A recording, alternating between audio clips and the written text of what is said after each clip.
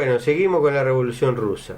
Tú decías, Muerto, que ese votito, Ah, sí, que el lo- botito ese tiene los un votos que precio. deciden tienen Tiene un un precio. precio, Bueno, pero sí. no, puede ser un voto de principio. Yo digo, Estamos comentando acá en la pausa, ¿no? es posible que sea como No, tú no hay decís, pruebas además. pero no lo No, son sabemos. malas La lenguas. verdad que no lo sabemos. No, no, yo lo digo en serio. Lo digo en serio. Lo digo en serio. Sí, sí. Bueno, Bueno, volvemos a Rusia. 1917. En febrero se produce una revolución. El pueblo ya estaba pasando muy mal. Los soldados se morían como moscas en el frente. Los soldados en su mayoría eran campesinos, ¿no? Había hambre, había una tremenda desorganización. El ejército, los métodos que usaban los oficiales con la tropa eran de una extrema violencia, ¿no? Me hace acordar, cuando lo leí me hizo acordar a la Argentina en Malvinas, ¿no? Al ejército argentino en Malvinas, la oficialidad que castigaba a los soldados, ¿no? Ese tipo de cosas. Y se produce una revolución. Bueno, el zar intenta reprimir, hay 100 muertos y cae el zar, cae la monarquía, ¿verdad? Y ahí empieza una serie de gobiernos, dirigidos básicamente por la burguesía. O sea, se plantea una revolución burguesa en la cual la burguesía va a plantear una república democrática, ¿no? Como ya empezaba a gestarse en los países europeos como forma de gobierno, va a plantear una república democrática, con elecciones, parlamento, poder ejecutivo electo periódicamente, con transiciones de poder, etcétera. Y bueno, pero estaba en abril, vuelve Lenin a Rusia, ¿no? Y escribe las famosas tesis de abril, en el cual plantea la posibilidad de que todo eso se transforme directamente en una revolución socialista. Lenin era, no solo el partido bolchevique era muy pequeño a nivel de Rusia, sino que además Lenin era minoría dentro del partido bolchevique, ¿no? La mayoría del partido planteaba que no, que era una revolución burguesa, que tenía que haber una revolución burguesa y que ahí el proletariado tenía que jugar un papel de control, ¿no? De determinadas reivindicaciones democráticas, llevar adelante una reforma agraria, ¿no? Pero que el socialismo no estaba en la cuestión. Eh, el partido bolchevique empieza a crecer. El partido bolchevique plantea la necesidad de establecer la paz de inmediato. En eso se queda bastante aislado, ¿no? Porque todos los demás partidos, había una serie de partidos de izquierda, ¿no? Los social revolucionarios, o sea, había otros partidos, ¿no? Estaban los anarquistas, la mayoría, y bueno, y por supuesto todos los partidos burgueses, y ni que hablar de los monárquicos, planteaban que había que seguir con la guerra hasta las últimas condiciones para tratar de ganar. En ese momento asume el control del Estado, el cargo máximo, ahora no me acuerdo cuál era el cargo máximo, un señor de apellido Kerensky, y plantea una ofensiva militar contra Alemania, en el intento de revertir la guerra que estaba andando muy mal, que fracasa. El fracaso de la ofensiva provoca prácticamente una insurrección de los soldados, ¿no? Que ya estaban hartos, porque cada una de estas cuestiones que salía mal significaba 50 o 60 mil muertos, 30 mil muertos, o sea, estamos hablando de cosas realmente horribles, ¿no? Y ahí los bolcheviques empiezan a crecer. En julio el Kerensky llama a un general que se llamaba Kornilov a encabezar una represión brutal, tratando de erradicar a los bolcheviques, ¿no? Y destruir a los soviets. Los soviets eran organizaciones de base, ¿verdad? Que asumían tareas de asamblea, pero además asumían tareas de control, ¿no? En sus respectivas áreas, ¿no? En el campo, en las fábricas, y también a nivel militar. Entonces Kornilov lanza una contraofensiva sumamente sangrienta contra las deserciones en el frente de batalla y organiza el regreso de unos cuantos miles de soldados a Petrogrado, que hoy lamentablemente le volvieron a llamar San Petersburgo, ¿no? Después pasó a llamarse durante la Unión Soviética Leningrado, ahora la volvieron a llamar San Petersburgo, como se llamaba en aquella época. Un retorno a Petrogrado para reprimir a los soviets, ¿verdad? Y en lo posible erradicar a los bolcheviques. Los ferroviarios desvían los trenes, las tropas se dispersan, la ofensiva fracasa y empieza una contraofensiva revolucionaria. Y bueno, el 6 de octubre ya, digamos, el partido bolchevique había ido creciendo porque había planteado una línea política correcta de la reforma agraria, de la nacionalización de la banca, de la paz inmediata, ¿verdad? La famosa consigna paz, pan y tierra, ¿no? Ya los campesinos estaban tomando las tierras de los terratenientes, de los señores feudales, y bueno,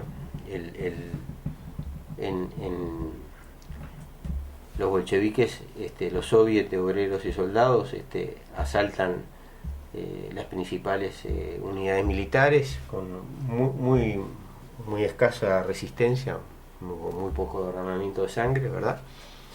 Y ahí empieza un largo proceso, y al otro día empieza el Congreso de los Soviets, ¿no?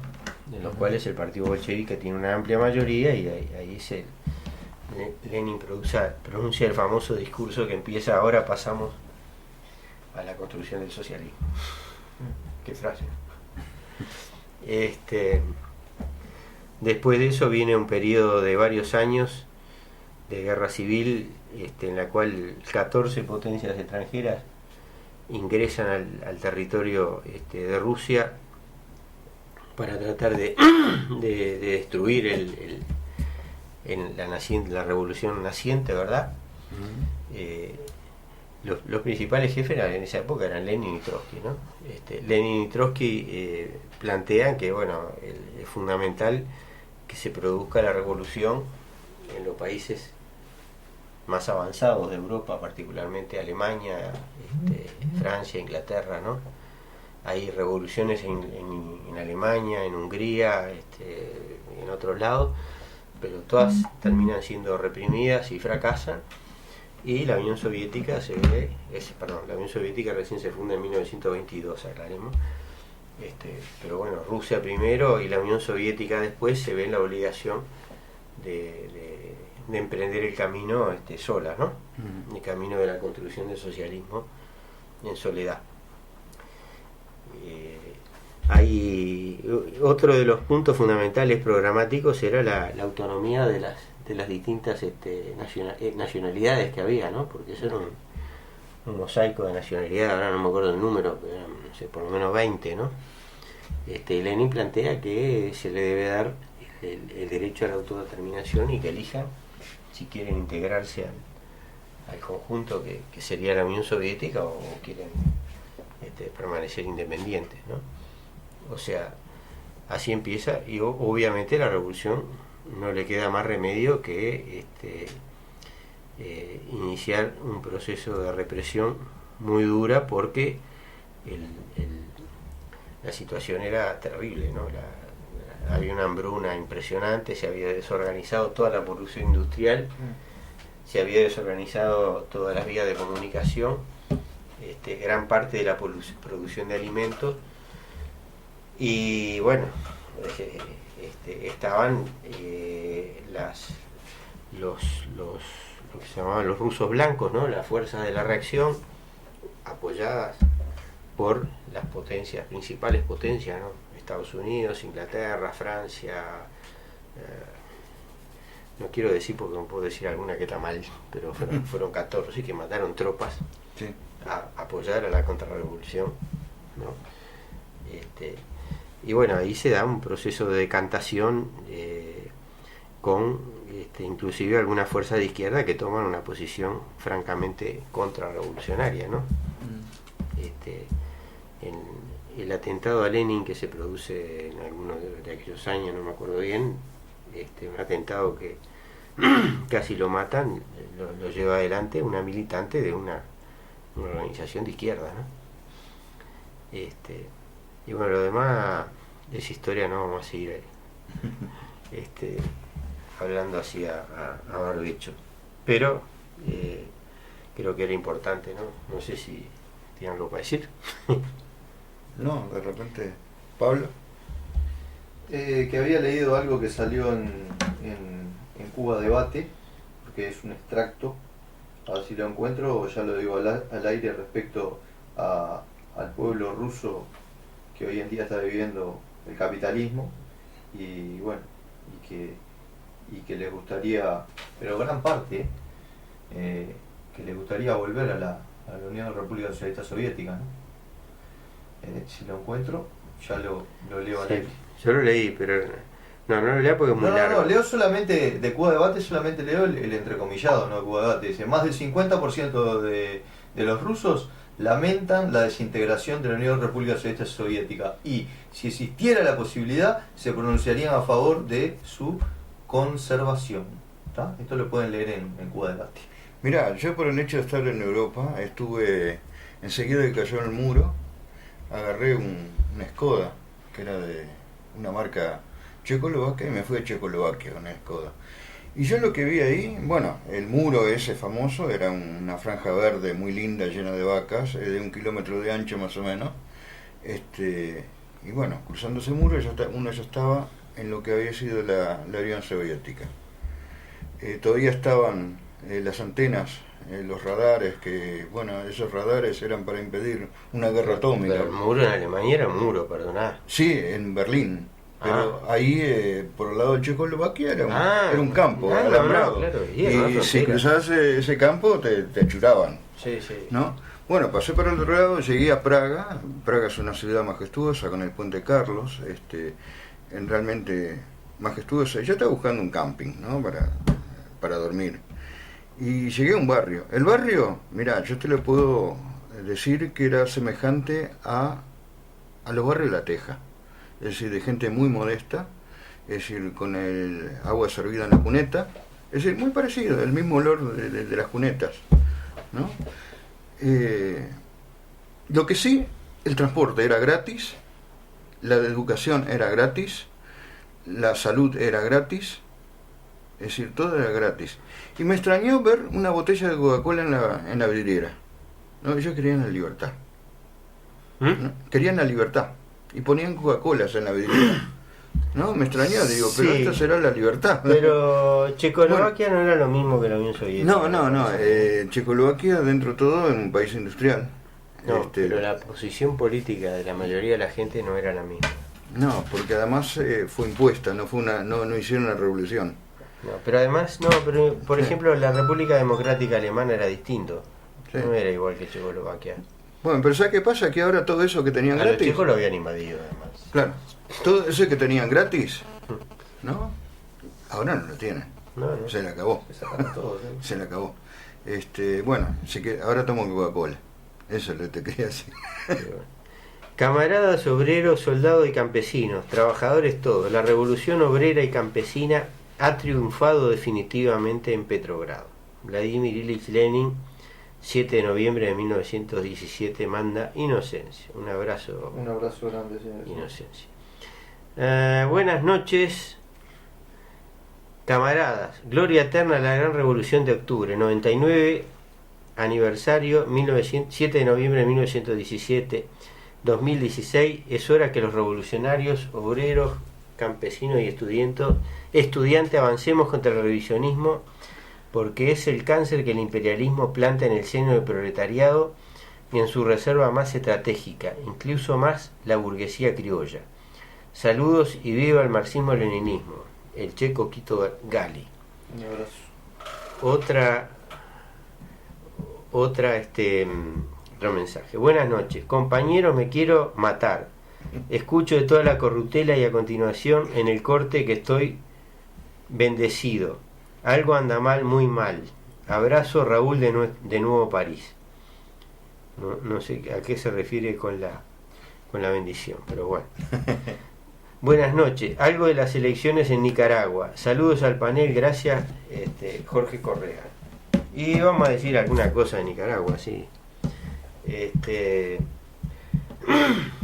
Muy interesante lo que dice Cuba Debate, ¿no? Pero hay una parte, sí, ahí en el artículo ese hay una parte que dice que hay una mujer que dice, sí, dice, muchos añoran la Unión Soviética, dice, porque en aquella época eran jóvenes y ahora son viejos. Entonces, en realidad lo que añoran era la juventud. Porque claro, de 90 estamos ya hace 25 años, ¿viste? Los que tienen 65 tenían 40, ¿no? Claro. Bueno, no sé si es cierto, si es falso. Evidentemente que sí, que debe haber mucha gente que añoraba, o sea, bueno. La selección en Nicaragua, mira, acá lo tenía anotado para hablar. La selección en Nicaragua, bueno, ganó el Frente Sandinista. Y ¿qué pasa en Nicaragua hoy, verdad? Yo hace unos días leí un artículo, se lo mandé por correo a algunos amigos, no lo pude encontrar ahora, tengo la computadora rota, tengo un relajo total, pero un artículo muy crítico, ¿verdad? Nicaragua tiene una posición muy mala en el índice de desarrollo humano. El índice de desarrollo humano es un índice que publica las Naciones Unidas, del cual hemos hablado en el programa varias veces, ¿no? Es un índice bastante, intenta medir, digamos, el desarrollo humano, ¿no? Entonces hay parámetros que tienen que ver con la salud, o sea, la mortalidad infantil, la esperanza de vida al nacer, la mortalidad materna, o sea, una serie de cosas. Está la educación, ¿verdad? La cantidad de niños y jóvenes que acceden a la educación, la cantidad que no acceden, o sea, los niveles educativos. Está, por supuesto, los parámetros puramente económicos, ¿no? Como el Producto Bruto Interno.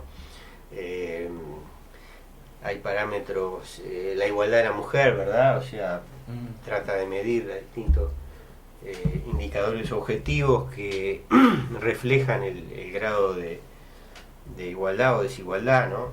La igualdad o la desigualdad en la riqueza y en el ingreso, o sea, es una cantidad no me acuerdo cuántos factores son, pero son una cantidad, y con eso se elabora un puntaje que intenta reflejar, obviamente esas cosas tienen un valor relativo, ¿no? Porque no se puede decir que son, seguramente si se entra a analizar en detalle habrá muchas cosas que son muy discutibles y con las cuales uno estaría de acuerdo, pero de alguna forma países que tienen un alto índice de desarrollo humano, en general la gente vive mucho mejor que en los países que tienen un bajo índice de desarrollo humano. En Nicaragua tiene un índice de desarrollo humano bastante por allá abajo, ¿no?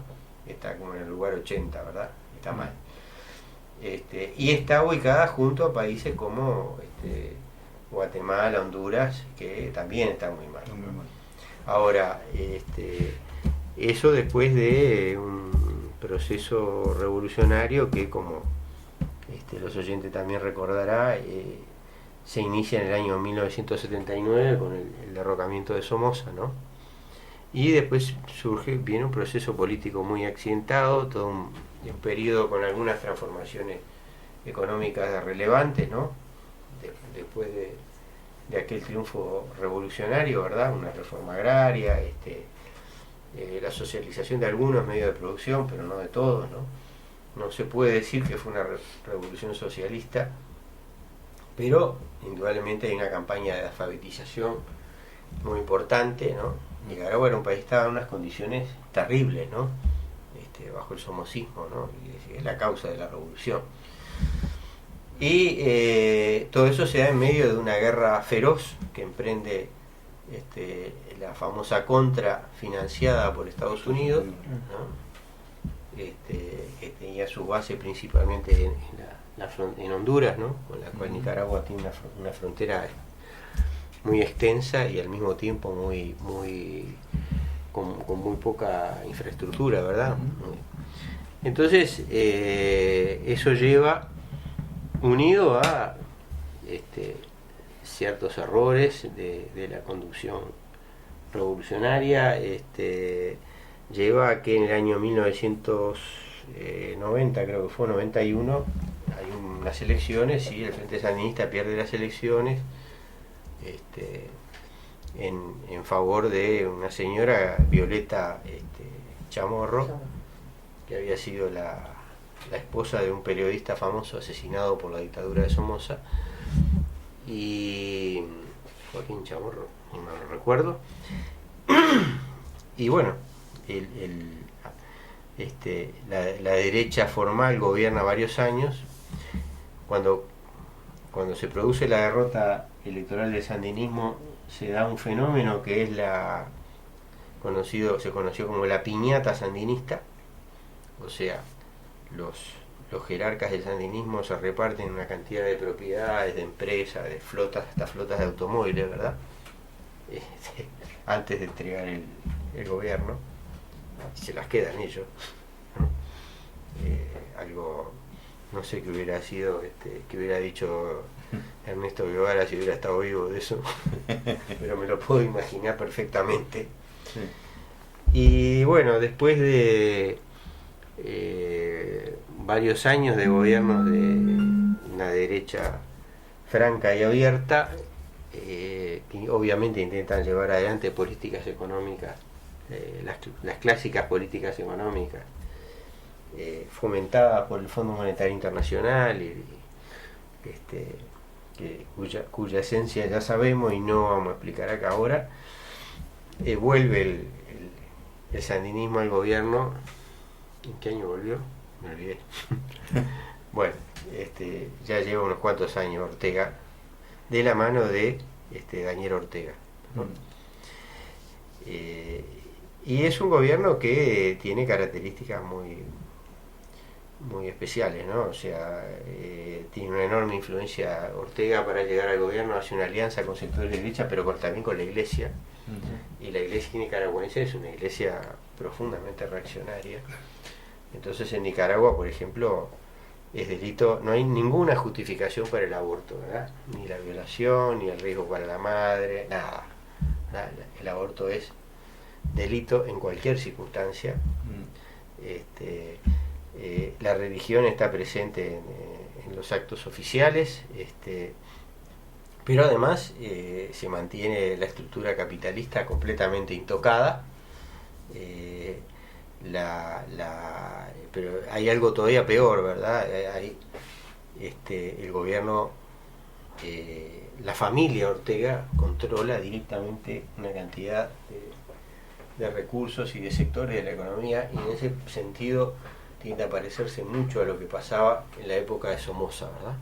Porque una de las características del somocismo era que Somoza y su familia controlaban una parte importante de la economía de Nicaragua, ¿no? Y ahora está pasando algo parecido, ¿no? Claro, Nicaragua los últimos 10 años aproximadamente coincide el gobierno de Daniel Ortega con Daniel Ortega y su mujer, que se llama Rosario Murillo, que es una escritora que fue militante revolucionaria en los 70. Coincide que